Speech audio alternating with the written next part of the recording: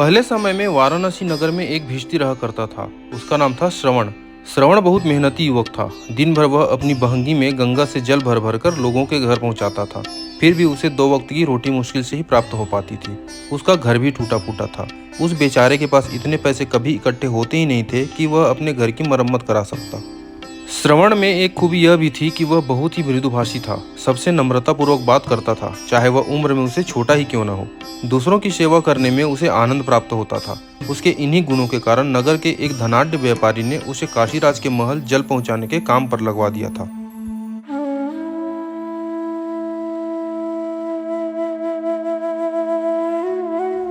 एक बार वह अपनी बहंगी में पानी के बर्तन लादे रास्ते से गुजरा। तभी रास्ते में उसे एक रुपया पड़ा दिखाई दिया। रुपया चांदी का था। श्रवण को अपनी आंखों पर विश्वास नहीं आ रहा था। उसने बहंगी जमीन पर रखी और रुपया उठा लिया। चांदी का रुपया पाकर वह खुशी से फूल उठा।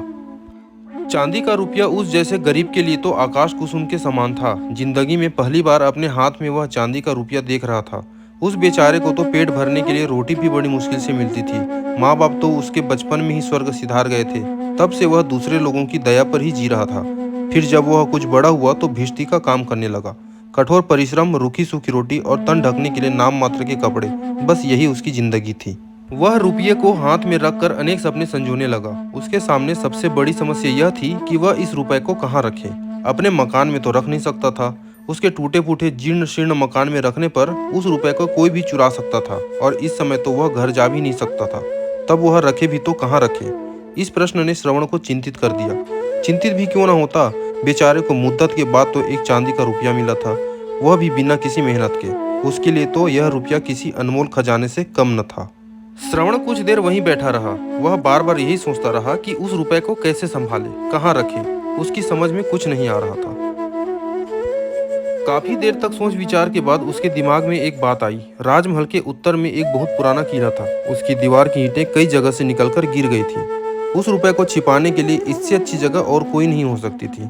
बस उसने वह रुपया वहीं छिपाने का निश्चय कर लिया। वह तत्काल पुराने किले में पहुंचा। एक जगह उसने किले की दीवार से एक ईंट उखाड़ी और रुपया उसमें छिपा दिया। फिर उसने वही ईंट उस स्थान पर लगा दी। उसके बाद उसने अच्छी तरह दीवार को पहचाना और ईंटें गिन ली। तत्पश्चात वह किले से बाहर निकल आया। बाहर आकर उसने ईंट की स्थिति के बारे में मन ही मन दोहराया। पीपल के पेड़ से लगी दीवार में सबसे किनारे की ओर नीचे से 10वीं ईंट। बस वह बार बार यही रटता हुआ वापस लौट पड़ा। श्रवण की प्रसन्नता का आज कोई ठिकाना न था। वह मन ही मन सोच रहा था, अब मैं कोई मामूली आदमी नहीं हूँ, पूरे 1 रुपए का मालिक हूँ। मेरे पास अपना खजाना है जो इस पुराने किले में दबा हुआ है। अब मुझे चाहे जितने भी कष्ट क्यों उठाने पड़े, अपने विवाह से पहले मैं इस खजाने को हाथ भी नहीं लगाने वाला। विवाह का विचार मन में आया तो वह तरह तरह की कल्पनाएं करने लगा। विवाह के पश्चात मेरी भी एक प्यारी सी दुल्हनिया होगी।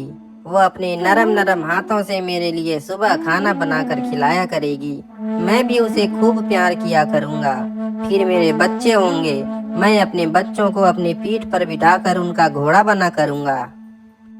श्रवण का एक पड़ोसी था जिसे वह चाचा कहता था। उससे पहले भी कई बार उसके विवाह की चर्चा कर चुका था, लेकिन श्रवण हर बार टाल जाता था।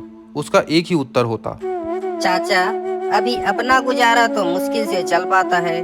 शादी कर लूंगा तो दुल्हन को कैसे खिलाऊंगा? घर गृहस्थी के तो 1000 झंझट होते हैं, कैसे पूरा कर पाऊंगा उन्हें? किंतु अब वह 1 रुपए का मालिक था। रुपए के कारण आज उसके मन में शादी की इच्छा जागृत होने लगी। उस दिन श्रवण ने बड़ी उमंग के साथ अपना काम समाप्त किया। जहां जहां पानी पहुंचाना था पहुंचाया, और उसके बाद सीधा अपने पड़ोसी के पास, जो उससे कई बार विवाह करने का आग्रह कर चुका था, जा पहुंचा। पड़ोसी ने पहले की भांति जब उससे उसके विवाह की चर्चा की तो इस बार श्रवण ने इनकार नहीं किया। परिणाम स्वरूप उसके पड़ोसी ने कुछ ही दिन बाद उसका विवाह एक रूपवती किंतु एक निर्धन व्यक्ति की कन्या से करा दिया। श्रवण की पत्नी सचमुच एक आदर्श पत्नी साबित हुई। कुछ ही दिनों में अपनी सेवा शुश्रूषा से उसने अपने पति का मन मोह लिया। श्रवण भी उसे चाहता था। वह उसके लिए नई नई चीजें खरीदना चाहता था, किंतु उसके पास पैसा न था।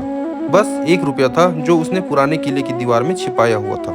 श्रवण ने उसे बताया कि उसके पास चांदी का एक सिक्का है जो उसने पुराने किले की दीवार में छिपा कर रखा हुआ है। यह सुनकर उसकी पत्नी ने कहा, मेरे पास भी चांदी का एक सिक्का है। इस तरह हमारे पास चांदी के 2 सिक्के हो जाएंगे। इतने पैसे में तो हम बनारस की नहीं आसपास के क्षेत्रों की भी सैर बहुत अच्छे से कर लेंगे। वैसे भी हमें घर गृहस्थी की बहुत सी चीजें खरीदनी हैं। चांदी के 2 सिक्के में तो ये सारा काम बहुत अच्छी तरीके से हो जाएगा। तब फिर ठीक है, श्रवण ने खुश होकर कहा। तुम तैयार हो जाओ, मैं अभी वह सिक्का लेकर आता हूँ। उस समय दोपहर का समय था। प्रचंड गर्मी पड़ रही थी। सूर्य देवता जैसे पृथ्वी पर आग बरसा रहे थे। सभी लोग अपने अपने घरों में बैठे गर्मी से राहत पाने की कोशिश कर रहे थे। लेकिन ऐसी गर्मी में भी श्रवण अपना खजाना निकालने के लिए पुराने किले की ओर दौड़ा जा रहा था। नई नवेली पत्नी को प्रसन्न करने को इच्छा कुछ होती ही ऐसी है। उस समय बनारस के राजा अपने महल के झरोखे से बाहर की ओर झांक रहे थे। इतनी तेज धूप में उन्होंने श्रवण को इस तरह भागते देखा तो उन्हें बहुत आश्चर्य हुआ। उन्हें इसका कारण जानने की उत्सुकता हुई। अतः उन्होंने 2 सैनिक बुलाए और उन्हें आदेश दिया। प्रहरी, नीचे जाओ। सड़क पर एक आदमी अंधाधुंध दौड़ा जा रहा है, तुम उसे हमारे पास ले आओ। हम जानना चाहते हैं कि वह ऐसा क्यों कर रहा है। दोनों सैनिकों ने आदेश का पालन किया। वे श्रवण को लेने नीचे चले गए, लेकिन जब वे नीचे पहुंचे तब तक श्रवण काफी दूर निकल चुका था। बेचारे सैनिकों को उसे पकड़ने में बहुत परिश्रम करना पड़ा। वे बड़ी कठिनाई से श्रवण को पकड़ सके। स्वयं को इस प्रकार सैनिकों द्वारा पकड़े जाते देख श्रवण भयभीत हो गया। वह सैनिकों के सामने गिड़गिड़ाया। भैया, मुझे मत पकड़ो, मैंने कोई अपराध नहीं किया है। घबराओ मत नौजवान, हम तुम्हें कोई सजा दिलवाने नहीं ले जा रहे हैं। तो फिर हमारे महाराज तुमसे यह जानना चाहते हैं कि तपती दोपहरी में तुम इस प्रकार कहाँ दौड़े जा रहे थे। भैया, तुम मुझे इस समय जाने दो, मुझे बहुत आवश्यक काम है। अपना आवश्यक काम फिर कर लेना, पहले तुम हमारे साथ चलो और महाराज को वह कारण बताओ जिसके लिए तुम दौड़े जा रहे थे। परंतु यह राजाज्ञा है मूर्ख। राजाज्ञा का उल्लंघन करने पर तुझे कारावास का दंड भी मिल सकता है। विवशता थी, श्रवण को उनके साथ जाना ही पड़ा। जब वह महाराज के सामने पेश किया गया, भय से कांप रहा था। क्या पता महाराज कौन सा दंड सुना दे। किंतु काशी नरेश ने जब उसे आश्वस्त किया तो उसकी जान में जान आई। हाँ तो नौजवान, अपना नाम और काम बताओ। यह भी बताओ कि इतनी तपती दोपहरी में कहाँ और किस कारण से दौड़े जा रहे थे। अन्नदाता, मेरा नाम श्रवण है। मैं आपके राजमहल में भिष्टी का काम करता हूँ। इस समय मैं एक विशेष काम से जा रहा था। यदि मुझसे कोई अपराध हो गया हो तो क्षमा चाहता हूँ महाराज, बताया श्रवण ने। भयभीत न हो युवक, महाराज ने कहा। तुमने कोई अपराध नहीं किया है। तुम इतनी तेज धूप में दौड़े जा रहे थे। हमने सोचा तुम्हें कोई कष्ट तो नहीं है। इतनी तेज धूप में कोई ऐसे ही नहीं दौड़ता, इसीलिए हमने तुमको यहाँ बुलवा भेजा। बताओ, तुम्हें कोई कष्ट है? अपनी प्रजा के कष्ट दूर करना हमारा कर्तव्य है। आप सत्य कहते हैं अन्नदाता, किंतु मुझे कोई कष्ट नहीं है। मैं तो अपने एक आवश्यक कार्य के कारण दौड़ा जा रहा था। क्या है वह आवश्यक कार्य? अन्नदाता, मैंने पुराने महल में कुछ पैसे छिपा रखे हैं, उन्हीं को लेने जा रहा था। तब तो कोई बड़ा खजाना होगा? महाराज ने मुस्कुराकर पूछा। नहीं महाराज, बहुत बड़ा तो नहीं है, पर मेरे लिए तो जितना है वही किसी अनमोल खजाने के समान है। बताओ तो सही, कितने रुपए हैं? कम से कम 1 लाख तो होंगे ही। नहीं महाराज, इतने तो नहीं है। 1 लाख नहीं तो 10, 20, 30, 40 हजार होंगे। थोड़े से धन के लिए तो कोई ऐसी दोपहरी में इतना परिश्रम कर नहीं सकता। महाराज, आप अन्नदाता हैं, आपके सामने अपना मुंह खोलने में मुझे शर्म आती है। शर्म न करो युवक, बताओ कितने रुपए हैं? महाराज, मेरे पास सिर्फ 1 ही रुपया है, जो मैंने पुराने किले की दीवार में छिपा कर रखा है। मैंने सोचा था जब मेरा विवाह होगा तब उसे निकाल लूंगा। अब मेरा विवाह हो गया है, इसीलिए मैं वह रुपया लेने जा रहा था। घर में मेरी पत्नी मेरी राह देख रही होगी। मैंने उसे बनारस की सैर कराने का वचन दे रखा है। खोदा पहाड़, निकली चूहिया। श्रवण के मुंह से 1 रुपए की बात सुनकर महाराज जोर से ठहाका लगाकर हंसने लगे। उन्हें श्रवण के भोलेपन पर हंसी भी आ रही थी और अपनी पत्नी के प्रति उसके प्रेम को देखकर वह मन ही मन प्रसन्न भी हो रहे थे। उन्हें ठहाका लगाते देख श्रवण घबरा गया और बोला, महाराज, मुझे क्षमा करें, मेरे कारण आपको व्यर्थ ही कष्ट हुआ। अरे नहीं, ऐसी बात नहीं है युवक। हंसते हुए महाराज बोले, मैं तो यह सोच रहा हूँ कि किस प्रकार तुम्हारी सहायता करूँ। सुनो, उस रुपए को भूल जाओ। उसके बदले में हम तुम्हें खजाने से 100 रुपए दिलवा देते हैं। 100 रुपए लो और जाकर अपनी पत्नी के साथ सैर सपाटे का आनंद लूटो। परंतु महाराज, श्रवण बोला, मैं वह रुपया लेने अवश्य जाऊंगा। ओ समझा, महाराज बोले, लगता है 100 रुपए तुम्हें कम लगते हैं। ठीक है, हम तुम्हें 200 रुपए देते हैं। अब तो खुश हो? अपराध क्षमा हो अन्नदाता, फिर भी मैं वह रुपया लेने तो अवश्य जाऊंगा। महाराज फिर हंस पड़े और हंसते हंसते बोले, तुम वहाँ जाने का विचार छोड़ दो युवक, चलो हम तुम्हें 500 रुपए दिए देते हैं। नहीं महाराज, ऐसा नहीं हो सकता, मैं वह रुपया तो अवश्य ही लाऊंगा। अरे छोड़ो भी, हम तुम्हें 1000 रुपए देते हैं। 1000 रुपए कम नहीं होते। 1000 रुपए लो और अपने घर जाओ, तुम्हारी पत्नी इंतजार कर रही होगी। महाराज, आप तो मुझे लज्जित कर रहे हैं। आप मेरे स्वामी हैं, अन्नदाता हैं। आपका अनुरोध मैं कैसे ठुकरा सकता हूँ? आपसे रुपए तो मैं अवश्य लूंगा, किंतु उस रुपए को भी अवश्य लाऊंगा। वहां मौजूद सभी लोग श्रवण की इस मूर्खतापूर्ण हट पर खींच रहे थे। उन्हें आश्चर्य हो रहा था कि यह व्यक्ति कैसा है जो इतने रुपए मिलने पर भी अपने 1 रुपए को नहीं छोड़ना चाहता और बार बार एक ही रट लगाए हुए है कि मैं वह रुपया अवश्य लाऊंगा। न जाने इसने महाराज पर क्या जादू कर दिया है कि वह भी अधिक रुपए देने की घोषणाएं करते जा रहे हैं।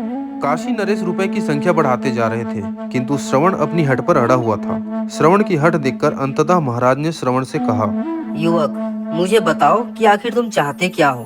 तुम जितना धन चाहोगे मैं दूंगा, किंतु अपने 1 रुपए की हट छोड़ दो। अन्नदाता, क्षमा करें, आपका हर आदेश शिरोधार्य है। श्रवण ने कहा, किंतु मैं अपना वह रुपया किसी भी कीमत पर नहीं छोड़ सकता। अंत में महाराज ने अपना एक विचित्र निर्णय सुना दिया। सुनो युवक, हम तुम्हें अपना आधा राज्य देने के लिए तैयार हैं, बशर्ते कि तुम उस रुपए को लेने की हट छोड़ दो। महाराज के इस आग्रह को ठुकराने की श्रवण में हिम्मत न हुई। उसने यह प्रस्ताव स्वीकार कर लिया।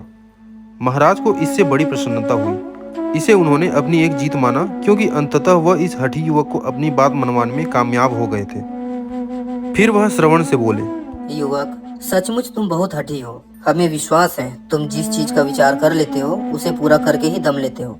साथ ही तुम परिश्रमी और बुद्धिमान भी बहुत हो। छोटा मोटा लालच तो तुम्हें डिगा ही नहीं सकता। आखिर में तुम माने भी तो हमारा आधा राज्य लेकर। यह सुनकर श्रवण ने कहा, अन्नदाता, यदि आप जैसा दाता मिले तो छोटी मोटी चीज क्या मांगना। हाँ युवक, अब हमें पूरा विश्वास हो गया है कि तुम्हें जो भी चीज मिलेगी तुम उसकी पूरे परिश्रम और लगन से रक्षा करोगे। हम सोचते हैं राज्य पाकर तुम उसकी अच्छी तरह से रक्षा करोगे। इससे हमें हार्दिक प्रसन्नता होगी। मैं आपके विश्वास को ठेस न लगने दूंगा महाराज। काशी नरेश संतानहीन थे। श्रवण जैसा साहसी युवक पाकर वे उसे अपनी संतान के समान स्नेह करने लगे। वे सोचने लगे कि मेरी स्वयं की तो कोई संतान नहीं है, अतः मैं इस युवक को ही राज्य का उत्तराधिकारी बना दूंगा। श्रवण के लिए तो यह सब किसी सपने से कम न था। वह तो कभी कल्पना भी नहीं कर सकता था कि एक दिन वह राजा बन जाएगा। इसके साथ उसका मन यह भी कह रहा था कि यह सब उसी 1 रुपये का प्रताप है। वह सिक्का मेरे लिए बहुत ही कल्याणकारी साबित हुआ है। उस दिन न वह 1 रुपये का सिक्का मिलता, न वह उसे पुराने किले में छिपाता, फिर न तो उसका विवाह होता और न पत्नी को प्रसन्न करने के लिए वह भरी दोपहरी में सिक्के को लाने के लिए पुराने किले की ओर दौड़ता। फिर न तो महाराज की नजर ही उस पर पड़ती और न आधा राज्य ही मिलता। उधर महाराज के इस निर्णय से उनके दरबारी भी स्तब्ध थे। यह क्या निर्णय कर डाला महाराज ने? भला यह किस राज्य को चला पाएगा जिसने घर घर पानी पहुंचाने के अतिरिक्त अभी तक और कोई काम ही किया नहीं? वह कैसे राज्य को संभाल पाएगा? लगता है महाराज विक्षिप्त हो गए हैं, तभी तो यह विचित्र निर्णय कर डाला है। तभी महाराज के शब्दों को सुनकर सभी का ध्यान भंग हुआ। वे कह रहे थे, देखो श्रवण, अब तुम कोई साधारण आदमी नहीं रहे, अब तुम एक राजा हो। हम आधा राज्य तुम्हें देने का वचन दे चुके हैं। कल भरे दरबार में इसकी विधिवत घोषणा भी कर देंगे। अब तुम अपने घर जाओ और कल के लिए तैयारियां करो। तत्पश्चात महाराज ने उसे राजसी सम्मान के साथ अपनी स्वयं की बग्घी में बैठाकर और कल की तैयारी के लिए उसे ढेर सारा धन देकर विदा किया। उसके साथ राजा के अंगरक्षक भी गए। श्रवण जब अपने टूटे फूटे मकान के पास पहुंचा तो दूर से उसे अपनी पत्नी दरवाजे पर प्रतीक्षा करती दिखाई दी। बग्घी जब उसके घर के सामने रुकी तो वह घबरा गई और घर के अंदर भागकर छिपने को तत्पर हुई। लेकिन जब श्रवण ने उसे प्यार से पुकारा और फिर स्वयं भी बग्घी से उतरकर उसके सामने जा खड़ा हुआ तो वह उसे देखती ही रह गई। आश्चर्य से उसकी आंखें फटी जा रही थी। कभी वह अपने पति को देखती तो कभी बाहर खड़ी सरकारी बग्घी और अंगरक्षकों को। ये सब क्या है स्वामी? बड़ी मुश्किल से उसके होठों से बोल फूट सका। चमत्कार देवी, चमत्कार, अब मैं राजा बन गया। और फिर श्रवण ने अपनी पत्नी को आरंभ से लेकर अंत तक घटी सारी बातें कह सुनाई। सुनकर उसकी पत्नी भी अत्यंत प्रसन्न हुई। और खुशी खुशी अगले दिन की तैयारियों में लग गई। फिर तैयार होकर दोनों पति पत्नी बाजार गए। वहीं उन्होंने अपनी मनपसंद ढेरों चीजें खरीदी, खूब घूमे फिरे और चहकते हुए घर लौट आए। यह उनके जीवन का नया अनुभव था, इसलिए वे ऐसा महसूस कर रहे थे जैसे हवा में उड़ रहे हों। देर रात तक वे बोलते बतियाते रहे और राजसी वैभव भोगने की कल्पनाएं करते रहे। अगली सुबह राजा के अंगरक्षक शाही बग्घी लेकर उसे लेने के लिए आ पहुंचे। श्रवण उसमें बैठकर अपनी पत्नी के साथ राजमहल जा पहुंचा। महाराज का दरबार लगा हुआ था, सभी लोग अपने अपने स्थानों पर बैठे हुए थे। श्रवण भी राजा द्वारा बताए गए एक आसन पर बैठ गया। औपचारिकताओं को पूरा करने के बाद महाराज ने श्रवण को अपना आधा राज्य देने की घोषणा की और फिर श्रवण से पूछा, बोलो श्रवण, हमारे राज्य का कौन सा हिस्सा लोगे? पूर्व की ओर या पश्चिम की ओर का, उत्तर का या दक्षिणी भाग वाला? श्रवण बोला, महाराज, दिशाओं का ज्ञान तो मुझे है नहीं, पर मैं तो उसी हिस्से को लूंगा जिस ओर पुराना किला पड़ता है, अर्थात उत्तरी हिस्सा। पर यह तो बताओ श्रवण कि तुम उसी हिस्से को क्यों लेना चाहते हो? इसलिए महाराज कि उसी हिस्से में तो वह पुराना किला है जहां मैंने अपना वह रुपया छिपाया है। वह रुपया मेरे लिए बहुत ही शुभ है महाराज, उसी ने मुझे राजा बनाया है।